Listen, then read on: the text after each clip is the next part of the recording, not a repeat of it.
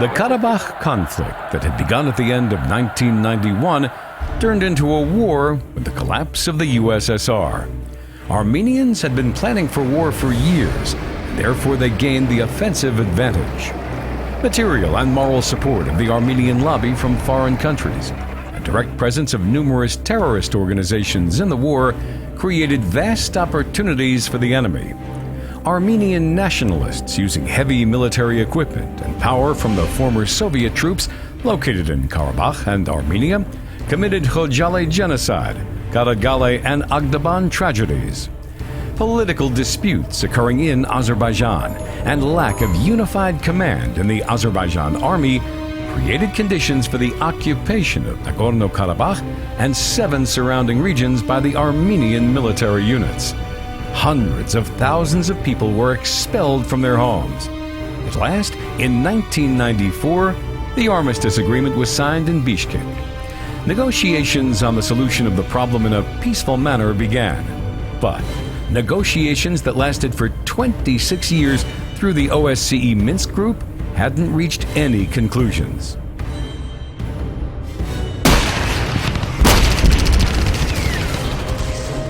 Patriotic War, Operation Iron Fist.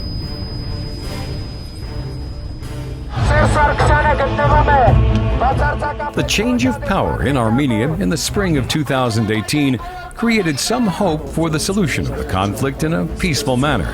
But the new leaders of the aggressive nation began to take steps undermining the negotiation process. The inauguration ceremony of the leader of the so-called Nagorno-Karabakh Republic in Shusha, statements on the construction of the parliament house there, dancing of the Armenian leaders on the Jadur Dzu plain exhausted the patience of our nation. Moreover, new Armenian authorities began to settle Armenians from foreign countries on the occupied 7 regions that was contrary to international law.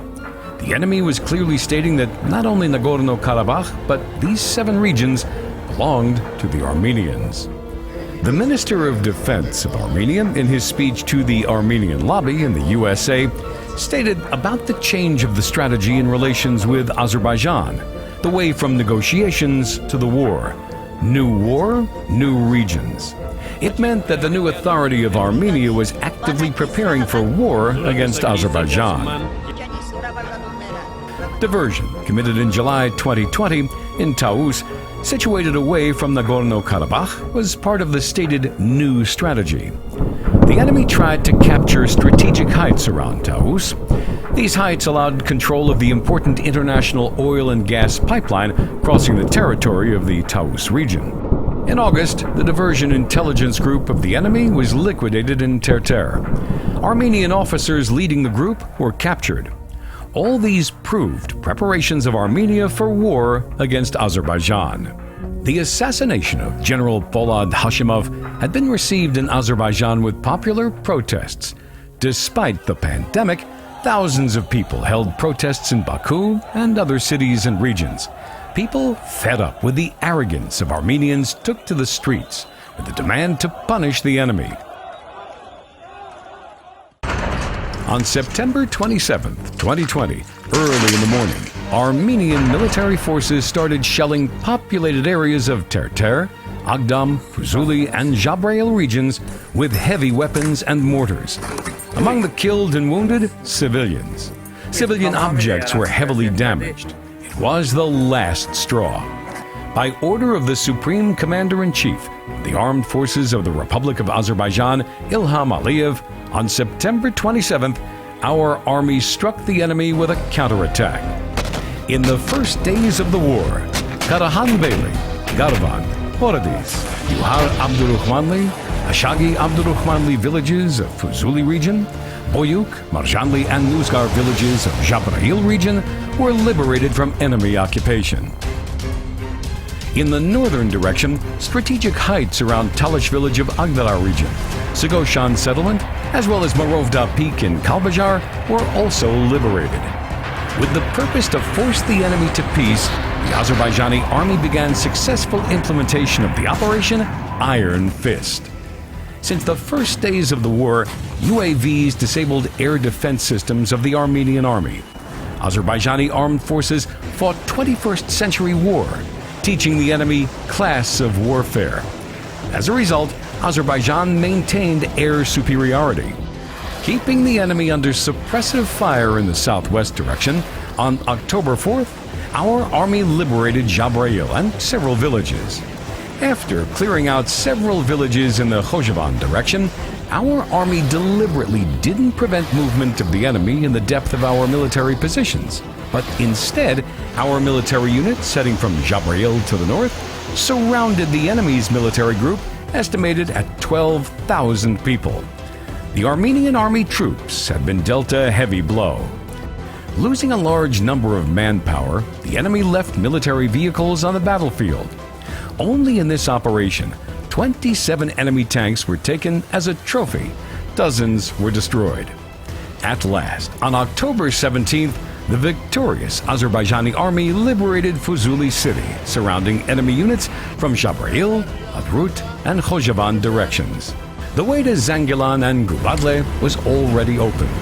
With the successful Fuzuli operation, our army defeated the enemy both morally and psychologically. Neither defense echelons of several lines called impenetrable by the Armenian military authorities, nor ground and underground fortifications and bunkers built for 30 years could help them. Devastating blows of the Azerbaijani army completely broke resistance and power of the enemy soldiers. Soon after the Fuzuli operation, another military unit of the enemy was destroyed by our victorious army in Zangilan-Gubadli direction.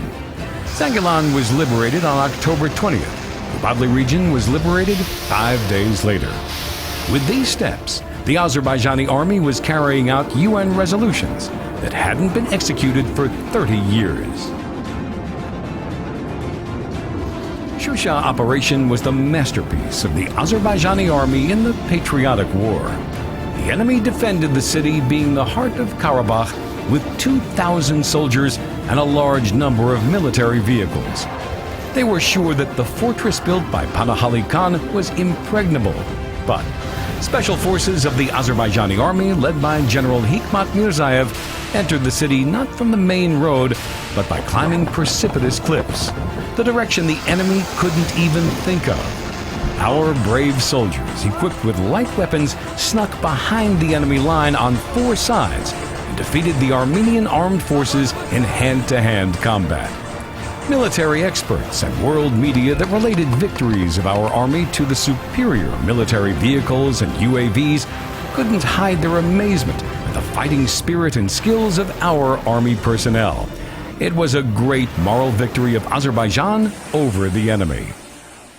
The liberation of Shusha on November 8th sealed the fate of the war.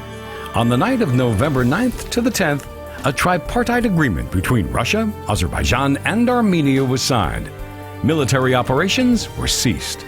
This agreement made the victory of Azerbaijan and defeat of Armenia official.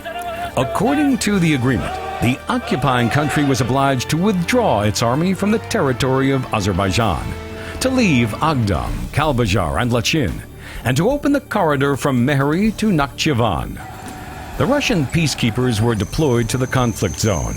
Thus, the Patriotic War that had begun on September 27th ended with the victory of Azerbaijan. In the 44-day war, the Supreme Commander-in-Chief, People, Army, unity turned into the Iron Fist and played the main role in the defeat of the enemy. All Azerbaijan citizens, regardless of religion or language, came together against a ruthless enemy. By the decree of the President of the Azerbaijan Republic, September 27th will be celebrated annually as the Memorial Day. The Victory Day will be celebrated on November 8th every year. On December 10th, 2020, a victory parade was held in Baku. The President of the Republic of Azerbaijan, Ilham Aliyev, and the President of the Republic of Turkey, Recep Tayyip Erdogan, and the Special Forces of the Armed Forces of Turkey participated in the parade.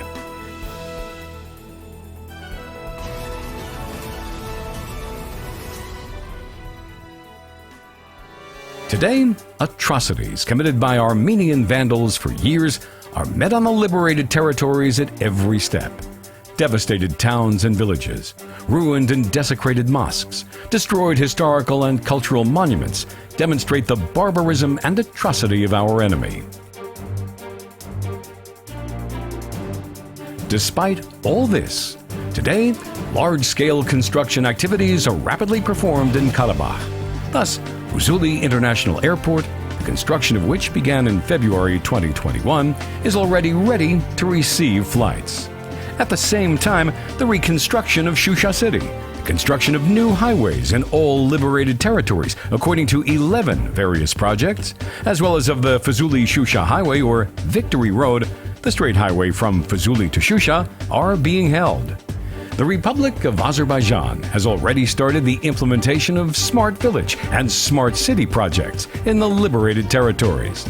The first Smart Village project is being rolled out in Akale village in Zangilan region, while the first Smart City project is being implemented in Agdam city.